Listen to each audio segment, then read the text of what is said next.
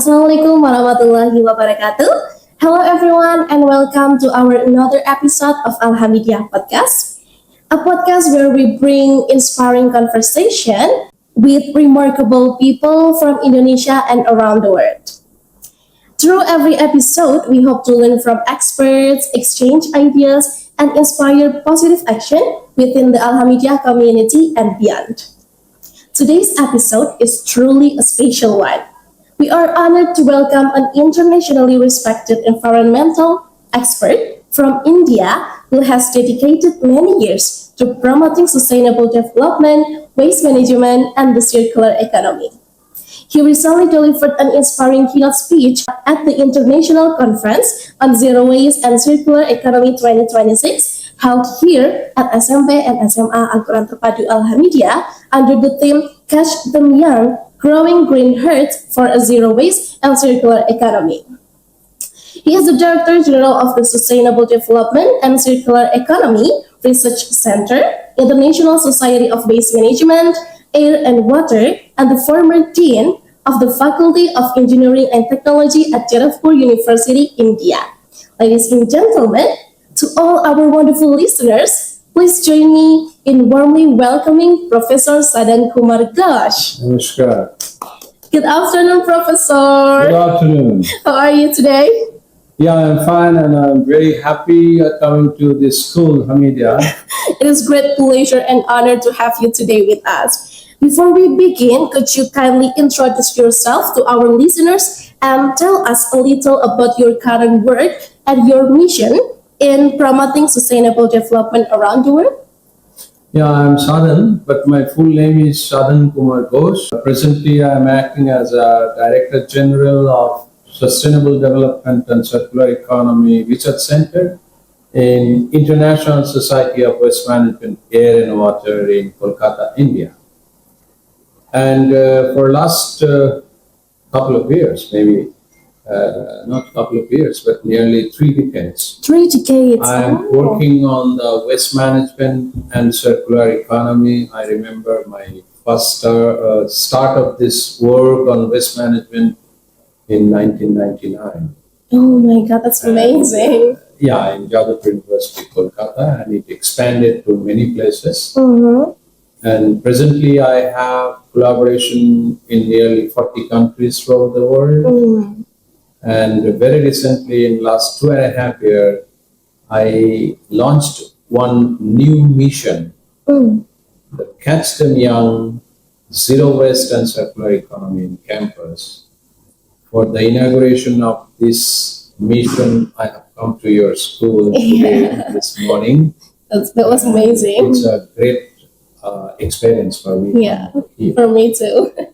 Thank you very much, Professor. We are delighted to have you here and we are looking forward to learning from your remarkable experience. All right, so Professor, you have spent like 3 decades, right, of your career to waste management and the circular economy. From your time as Dean at Jadavpur University to leading ISWMAW today. What first inspired you to dedicate yourself to this field? Was there a particular moment that made you realize waste management deserves much greater attention? Yeah, as I told you in 1999, because my research area at the very beginning was tribology. It's slides and guides, engineering of slides and guides. Yeah. But after that, I switched over my research area on different management systems like international standard like ISO 9000, 14000, 45,000 and all these things. And in 1999, when I go around different places, I saw a slogan in India, in Kolkata, that say no to plastic. No to plastic. Say no to plastic. Then it came to my mind that whether this slogan is right or not. Then I asked different government officials, but they could not say anything. Then we have a central pollution control board in New Delhi, the capital of India. Okay. So then I contacted the chairman and member secretary of that CPCB, and I told them that why this slogan is promoted, because it is not possible. Can you discard your spectacles? Can you discard your pen, which are made of plastic? So they told them what to do. Then I told that, look, waste management is the real life situation and real life solution. So then I applied on their request, I applied for a project, Yes. plastic waste management. And I'm very happy to tell you that in next 2-3 years time, Yeah. I came out with a machine. I developed it, eco-friendly plastic waste recycling machine and the process. And I applied for the patent. It was granted from Government of India. And that was the first in my career to enter into the waste management with the plastic waste management. Today, I am handling all the types of waste management and its supply chain sustainability, including the circular economy. So that was a very remarkable time when my research area and work area switched over to waste management, and that was the start. Oh my God, that's such an inspiring story. All right, so looking back on your journey over the years, what has been the most surprising or eye-opening lesson you've learned about how societies, especially in Asia, deal with waste? Yeah, first, considering Asia, I'll first come to India. Like you know, in Kolkata, we have a big dump yard that we call it Dhapa. Hapa, Dhapa, DHPA. Japa. Dhapa dumping ground. And whenever we used to go by a train, Yes. that particular stretch when the train was crossing, there were a lot of smell, bad smell, and everybody was just closing the nose. Yeah. Oh, horrible. Oh yeah. That was the thing which inspired me to do something that we have to close this chapter. Similarly, I went to different countries. Yeah. The same thing is happening. Bangladesh, Bangladesh, Malaysia. Malaysia. I did not come to Indonesia that time. Yes. Then some of the African countries, African, even in Hong Kong, Hong Kong. huge landfill site. So people were throwing waste and they're putting it into the landfill. Landfill waste, dumping waste means you are not giving the value to the waste. Those things really prompted to me that what should be the solution? Yeah. We should come out with a solution so that we can discard this dump site, we can discard this waste problem. But on the other hand, I have seen in my house, my mother, you know that newspaper. Newspaper. Every day we get the newspaper, we Yeah. read it.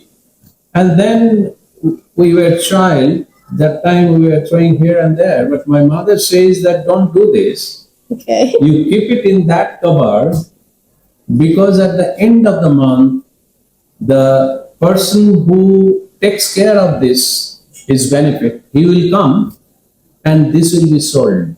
Okay. So the West newspaper and many other things Like- we used to sell to the particular person who comes at the end of the month. Okay. That clicked to my mind that means there is a solution Yes. for the waste we are generating. Okay. So these are the things which really inspired me that this is the situation and what to be done. That was the first, initiation of my thought process for waste management, etc. Yes. That's very interesting perspective. Many people assume that waste is mainly like technical issues, but your experience, it seems that human behavior and awareness play an equal important role. I agree with you. So, was there a time you realized the circular economy should become a global movement, not just a way to improve waste management? Yeah, in fact, I have collaboration in many countries Yeah. for my research. Yes. But when I go to different countries, Rather than going to a temple or a mosque or a beautiful place, I prefer to go to the West dumping yard. Oh, okay. In Germany, in Europe, many of the countries, in USA, Yeah. in Asian countries, even in China. So I have seen the very poor condition of the West utilization. In most of the countries, apart from Germany Yes. and Japan, the West is not given proper emphasis for their treatment. Mm. I mean, as you rightly pointed out, that my work focuses on the behavioral change. The behavior I mean, exchange. this is not much of technicalities, Mhm. but in my opinion, there must be a social change which must come. Yes. And that is the initiation of my thought process Mm-hmm. of catching them young. Catch them. My experience says that if you ask the senior person to change the habit of throwing the waste, Yeah. they will listen to me, but after going out of the door, they will say, "Oh, he doesn't know anything. Oh. This is the easy thing, feel he you, is yeah. complicating." Yeah. But that's why I thought that no, it needs a change in the behavior Behavior. at the stage where the behavior is being formed, Mm-hmm. and that is the school children. Yes. Thank you so much, Professor. Your journey reminds us that the real change begin with, like, with education. Like, we should act with our behavior and then awareness about that. Okay, that brings us perfectly to today's main theme.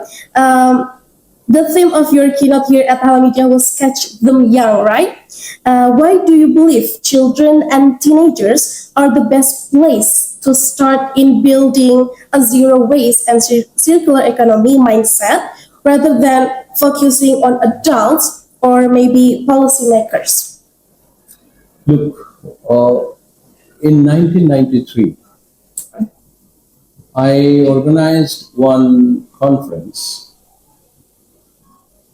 First, I checked, that cold drinks Sorry? and cold drinks Okay, cold and drinks. packaged drinking water, like Yes. the bottled water. The plastic bottle. Yeah, plastic bottled water. So I tested it and I have found that a lot of pathogens are there inside the water. Mm.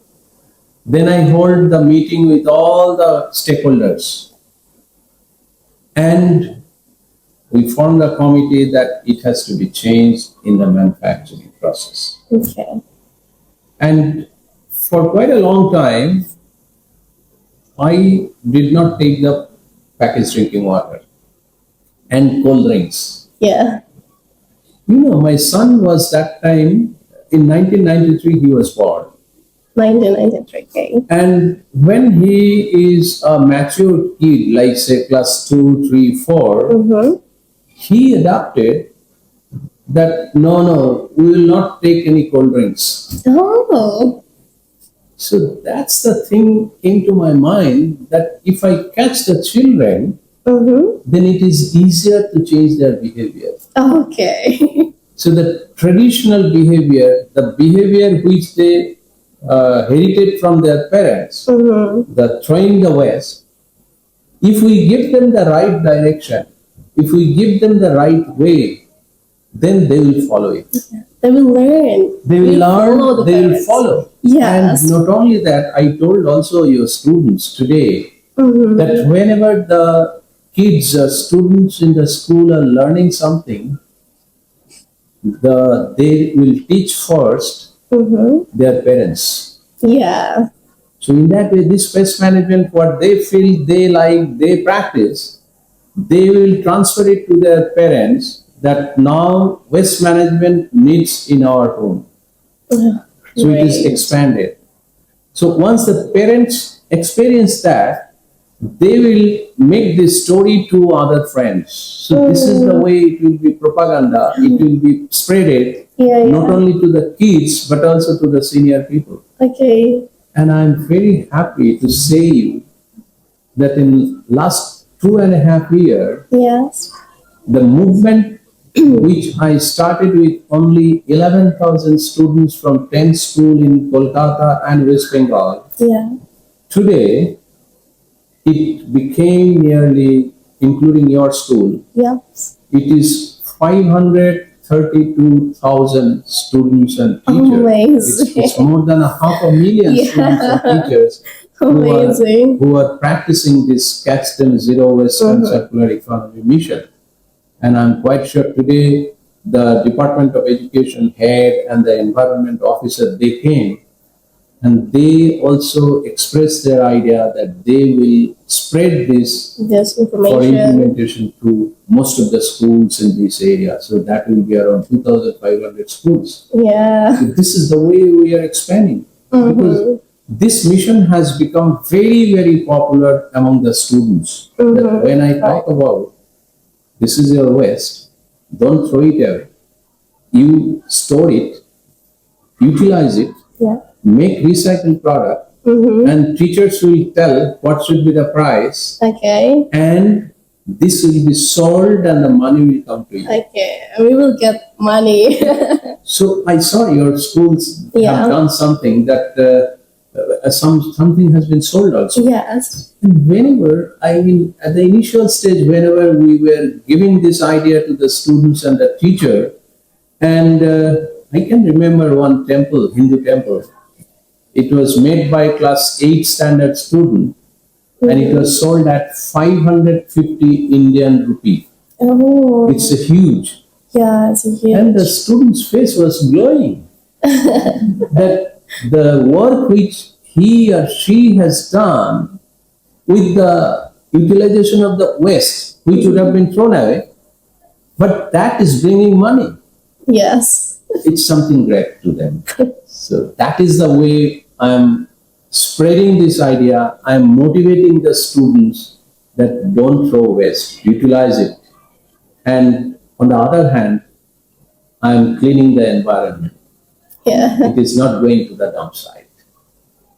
That's a wonderful way of looking at it. Like young people can inspire not only their friends at school, but also their families or maybe the community. Sure. Great. All right. So you started the Catch Them Young mission several years ago with only a few schools. Yeah. How has the program grown, and what changes have you seen in the students who join it? Yeah.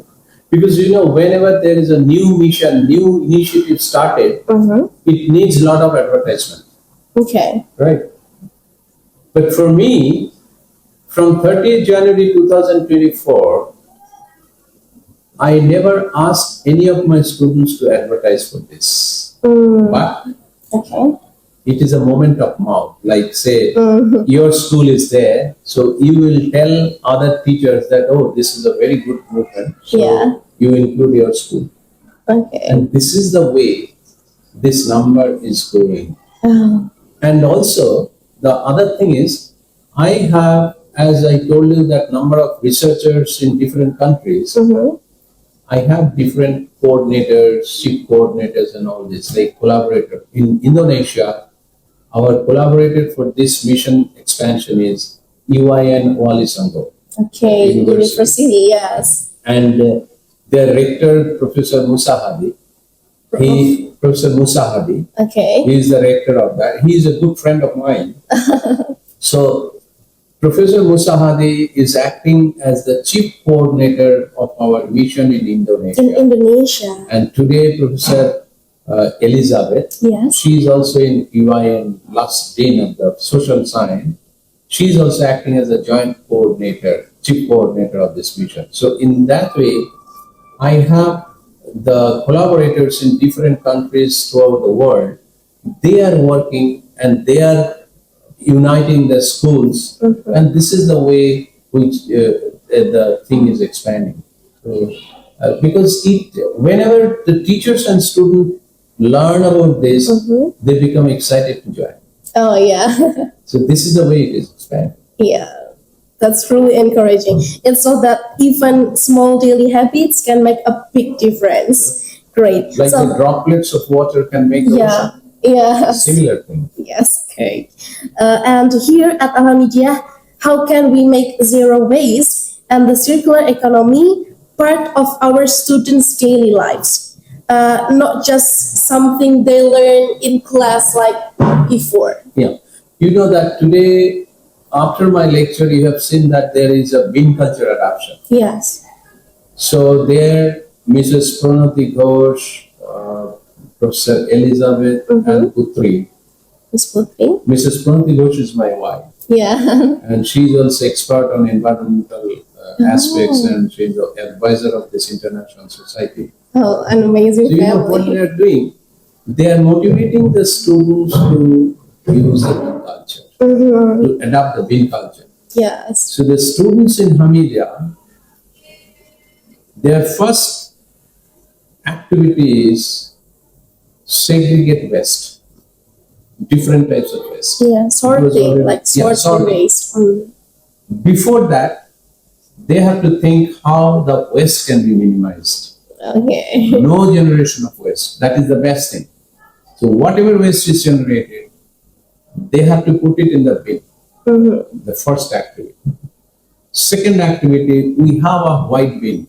White bean. For the clean, dry waste, those has to be put in the dry white bin. White bean. White bin acts as a storage of the clean, dry waste. Waste. Okay. So the students, with the help of teachers' guidance, they will take the waste. They will make different types of recycled product. And this recycled product will be sold in the market to the guardians, to the community, and that is the way the circularity of the waste, that is called circular economy. Okay. It builds from the waste, it builds a business model. Oh, And you know great. that in many of the schools in countries like Indonesia, India, Philippines, in African countries, 60 to 70% of the students are coming from the poor family. So a recycling business, if they can develop, that will be really not only helpful for the students, but also helpful for the families, Yeah. for their livelihood earning. Many of my students and their guardians started business of waste recycling, and they are making money. They are earning livelihood. Yeah. It's great. All right. I really appreciate the perspective of you, Prof. And what if a school wanted to begin today? What's one simple habit every school could start practicing immediately without needing like a large budget or maybe advanced facilities? Expenditure. What Yeah. you say? Like if a school wanted to begin today, like the circular economy or waste management, but without needing large budget or advanced facilities, what do you have like one simple habit maybe for our students? Yeah, you know that what I told the school, and I also vouch it. The mission activity, it is not cost intensive. What is the cost involved? You have to arrange the bins, Okay. 5 bins. That needs to be purchased, or that needs to be requested from the local municipality, government. They will Yes. give it. Okay. That is the cost. Rest of the part is habit formation, monitoring by the students, monitoring by the teachers. Those like say biodegradable waste, you can go for composting. Oh, The compost. compost is a valuable material for utilization in your garden. So you are not to purchase the chemical fertilizer, Yeah. and you will not pollute. So Yes. this is, you are making zero waste with respect to the green vegetable waste, food waste. The dry waste, a part of the dry waste converting into the recycled product, some money will come, but money is not the main aspect over here. That is only to motivate students that you have made this and it has a value and you are getting this value. But most importantly, by these, we are reducing nearly 30 to 40% of the waste generation in the school. So rest of the waste, you can hand it over to the municipality. So they will take care of that. Okay. This is the way the school can go. No budget is necessary, but if any school thinks they can start environment protection budget with a very small amount, and that can be spent in it. And if school thinks that that budget has to be, there must be some income, so the selling the recycled products, whatever is coming, instead of giving it to the individual student, they can make a small fund and they can spend those money for the expenditure if there are anything for the waste management. Great. All right. So, based on your experience working with students in different countries, help them transform, like they don't want to do that or they don't have motivation to do that. Yeah. Whenever I went to more than 100 schools. I personally go. And in many schools, I am online for inaugurating this. Okay. Like, an oath is taken by the teachers and students. And in the last line of the oath, the teachers are committing that I'll spread this to 100 people outside my school. Okay. And the students are committing that I'll spread this to 50 people outside the school. So this is the responsibility which is given to the teachers and students. Teacher has a big role in the school for expanding this. Yeah. You will not at the initial stage get all the teachers. But there are some teachers who have very intensive knowledge and also experience and interest in this. Engage those teachers for motivating the students. There must be a very good relation between teachers and students and the monitoring. The monitoring and the support by the head of the institution. These three things are must. Support by the head of the institution, a monitoring team of teachers who are motivated and who are interested.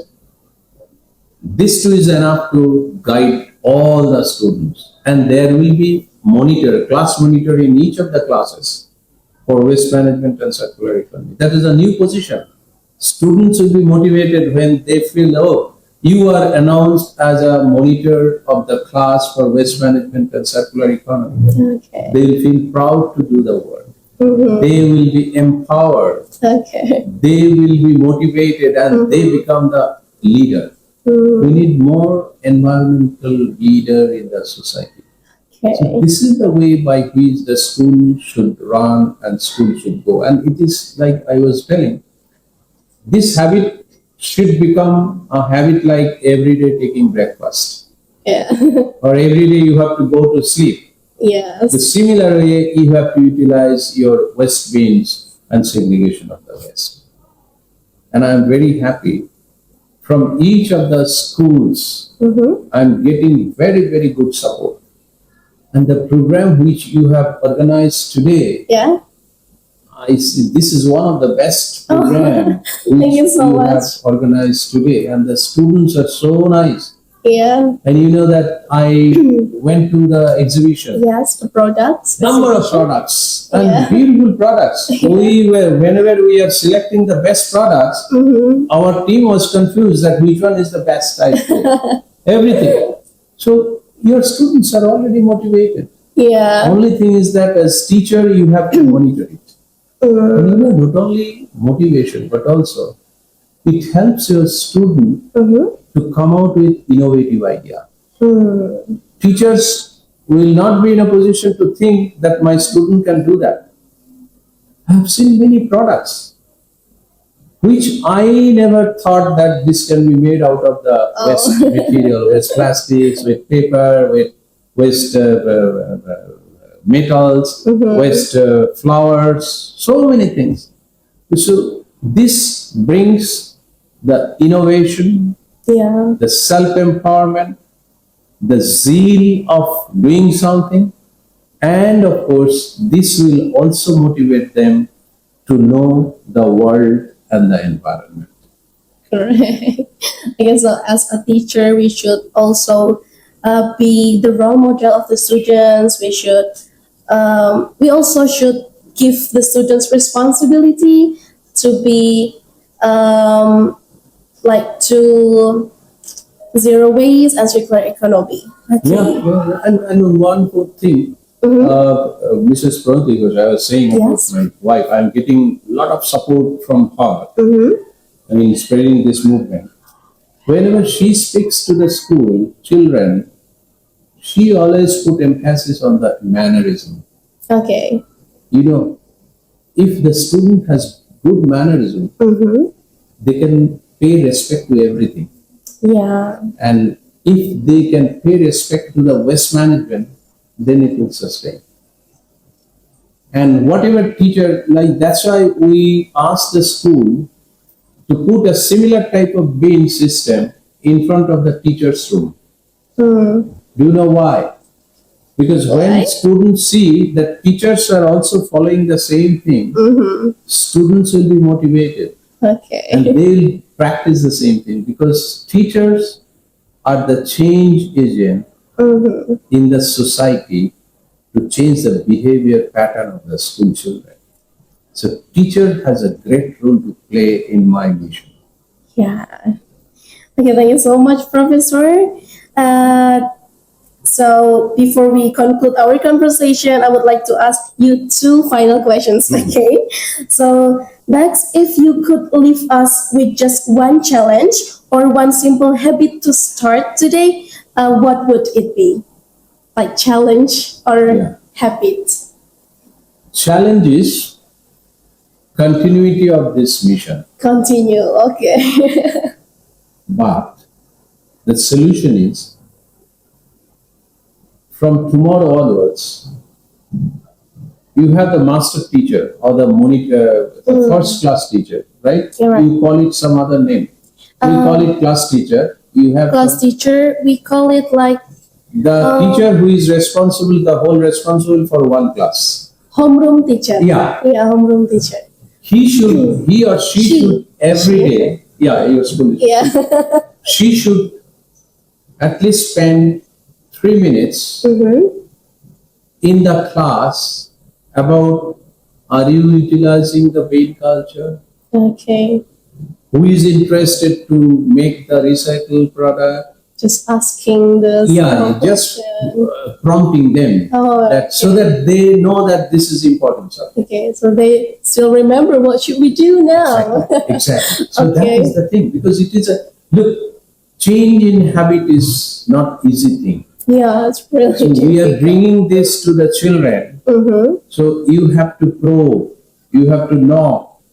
If it continues for 6 months, after 6 months, if the teacher don't ask them, student will come and tell, Miss, you have forgotten something, you did not tell me about that. Yes. So that's the change in habit. I have seen this. I have seen this in many schools. The teachers are saying, you know, that mobile phone, habit of mobile phone Yeah. is much in the school children. The teachers are coming to me and tell, sir, you have given such a medicine that our students watching mobile has come down, absenteeism has come down, and they are coming to us in some day, I have made this recycled product. I have made this recycled product. So this is the way they are changing their habits. So it is not only the waste management habit, but also the bad habits also are reducing. Yeah, so reduce our bad habit. Okay. That sounds simple, but I believe it could make a big difference if we do it every day. All right, and finally, the last question, Professor. What is your hope for young people, especially our students here in Indonesia? Please. What is your hope or wish for Okay. young people in Indonesia? I'm more than happy to say that I am very hopeful about the students in Indonesia. Today I came here I had 4 schools already inaugurated in Bali this time. 3 schools in Semarang, plus Wow. 2 days. Look, the students are very, very disciplined. Only a very few times only I have to say that pin drop silence. And once I say pin drop silence, throughout the program, it was really pin drop silence. So this is one. Second thing, lot of interaction. I mean, whenever I ask, can you do this, can you do that?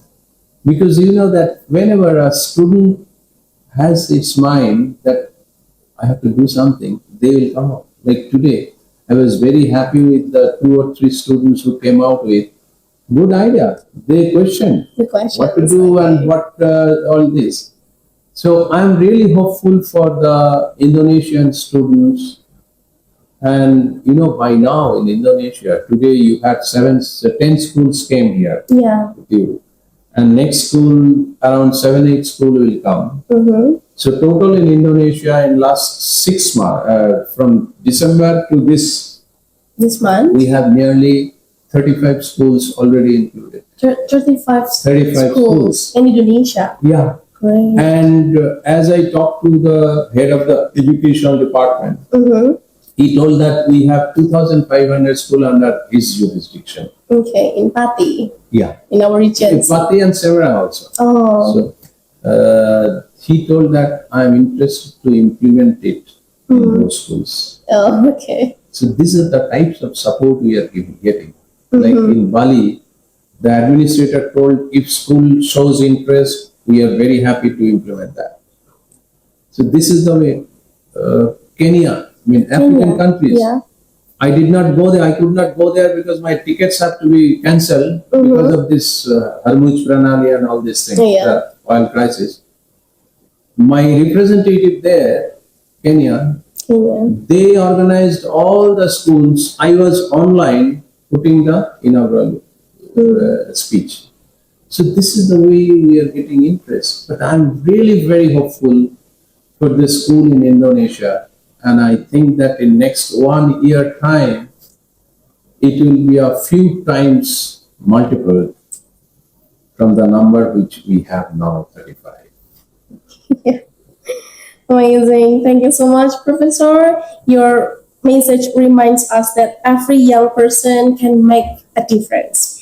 Okay, so Professor Ghosh, thank you once again for taking the time to join us here at Alhamdulillah Podcast. And it has been a pleasure to learn from your experience and your inspiring ideas. Thank you so much. I discussed with your director and the principal and requested him to act as a coordinator in Pati. All the Pati school. Oh, Take care of that. So he amazing. agreed. Okay. Thank you very much for invitation. And I hope your podcast will be expanded to thousands and thousands of people and they will benefit from your interaction. Thank you so much. Thank you very much. Okay. Thank you so much, Professor. Thank you. All right, guys. To everyone watching and listening, we hope this conversation encourages you to take one small thing, because every simple step, it can make big difference. I'm your host today, and we will see you in the next episode. Wassalamualaikum warahmatullahi wabarakatuh. Thank you. Thank you so much. What is goodbye in India? Goodbye in India. Goodbye. Goodbye. Okay, let's say goodbye. Goodbye.